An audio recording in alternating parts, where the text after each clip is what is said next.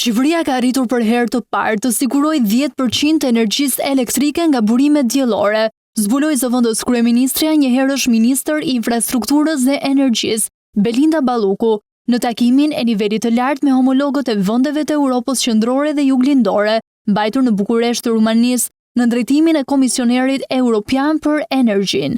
Kam përfituar nga rasti të ndaj në këtë event një arritje të rëndësishme të Shqipërisë gjatë këtij viti, bazuar në strategjinë kombëtare për diversifikimin.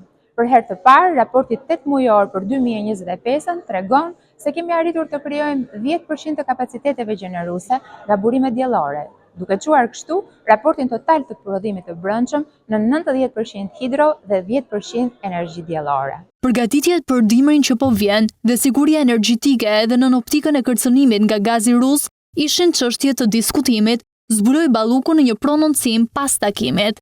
Të gjithë ministrat kanë relatuar për situatën energjitike të rajoneve përkatëse, përgatitjet për dimrin 2025-2026 e mbi të gjitha sigurinë energjitike edhe në optikën e kërcënimit që vjen nga përdorimi i gazit rus.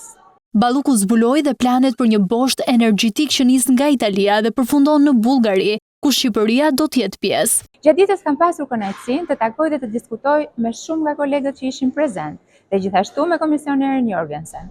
Por dua të veçoj takimin bilateral me ministrin rumun të energjisë, ku kemi diskutuar mbijgjesin e një plani për krijimin e një boshti energjetik, ku përfshihet Shqipëria, Rumania, Maqedonia e Veriut, Bullgaria dhe Italia. Zëvendës kryeministrja thot në diskutimin e nivelit të lartë dhe diskutimet me homologët se përcolli qëndrimin se bashkëpunimi gjerrajonal ka treguar se është dhe do të jetë baza një suksesi të garantuar për sigurinë energjitike europiane.